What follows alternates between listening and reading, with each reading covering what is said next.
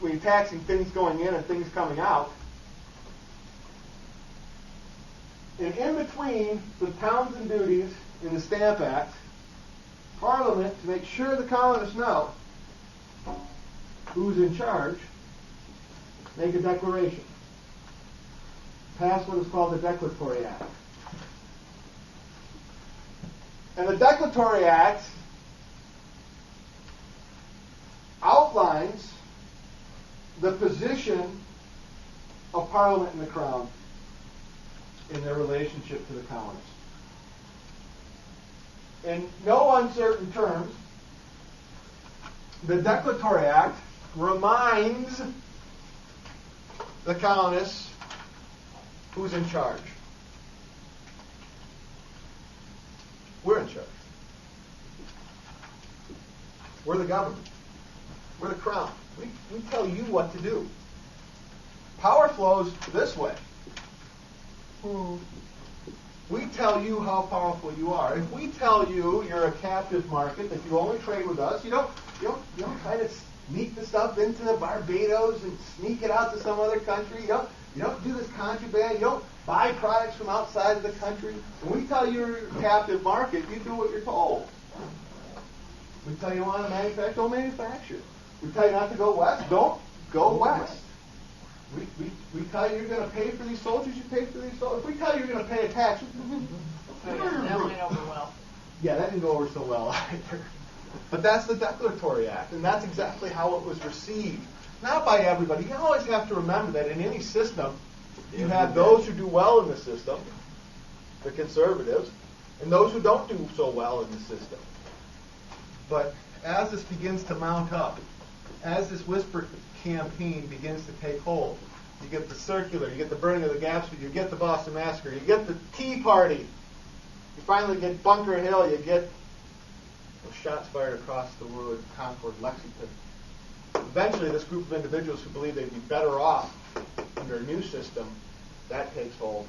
That's when you get your revolution. If you go back, and if this is the Declaratory Act, our counter to the Declaratory Act, the colonists' counter to the Declaratory Act is our own declaration of independence. Exactly. The Declaration of Independence. Put that into context. Take the Declaratory Act. What the Declaratory Act says is, we're the government, you're the people, we tell you what to do, you get your power from us. The Declaration of Independence turns that on its head. It says, whoa, you got this wrong. You got it wrong. We're a free nation. We do as we please. We govern ourselves. We have a government, but that government will get its power not from divine right, but from the people. Right. That's the Declaration of Independence. You got that first paragraph of the Declaration, which is the introductory. The beginning, that second paragraph, which you guys are probably very familiar with from high school. We hold these truths to be self-evident. That one. We hold these truths to be self-evident. I like that very first statement. You know, and you have to remember that Jefferson and Adams and Franklin put this together. But we hold these truths to be self-evident. In other words, it doesn't take an act of Parliament for this to be something that's understood. You don't have to tell us this. We know it already. We hold these truths to be self-evident, that all men are created equal. And there's not a first class and a second class. Individuals are not necessarily born into a station of life. They're all created equal. And they're endowed by their Creator. Right? They're given by their Creator the rights of life, liberty, and the pursuit of happiness. Now, unalienable rights. Simply by being born, you are extended those rights of life, liberty, and the pursuit of happiness. Not guaranteed happiness, but it's pursuit. That's given to you by God, or by the Creator, by your Creator. That to protect or secure those rights we all have, that's why we create government. We create government to protect those rights of life, liberty, and pursuit of happiness that we all have. Government is created by men, instituted among men, deriving its just power from the consent of the governed. Power flows this way, not this way. We allow you to govern. We create a government that we believe protects our life, liberty, and pursuit of happiness.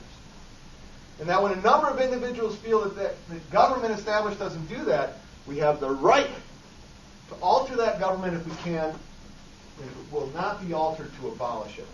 We have asked you, we have pled with you to change your relationship with us. And what did we get? Different taxes and a declaration of how things are. We're done. We declare our independence. We hold these truths to be self-evident, and all men are created equal. They're endowed by their Creator with certain unalienable rights. And among these rights are the right to life, liberty, and pursuit of happiness. To secure these rights, governments are instituted among men, deriving their just power from the consent of the governed.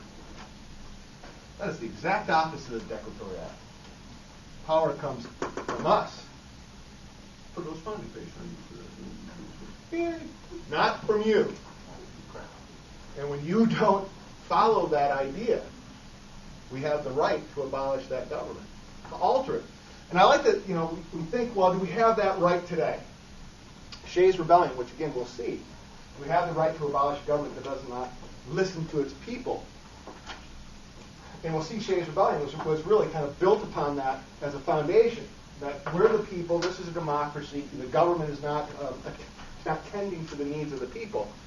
And then you'll see individuals who had fought in the revolution, individuals like Washington, individuals like Adams, individuals like Samuel Adams, not just a brewer of beer, but like the rebel, who sit there and say, wait a second, hold on a second, this is a republic, this is an established democracy, individuals who revolt against the republic, they should suffer death. It's okay to revolt against the crown and the parliament and the relationship of first class, second class, but it's not okay to revolt against this government. And one of the reasons that they would argue it's not okay to revolt against the government is that you do have recourse. You have the right to vote. At the very least, the men, the individuals in control, had the right to alter that government and to put different elected officials in there if they didn't like the way government was going. At least that was the idea. And today I would argue that any time you take an administration, you have that change from Republican to Democrat or Democrat to Republican, really what you're having is a mini rebellion.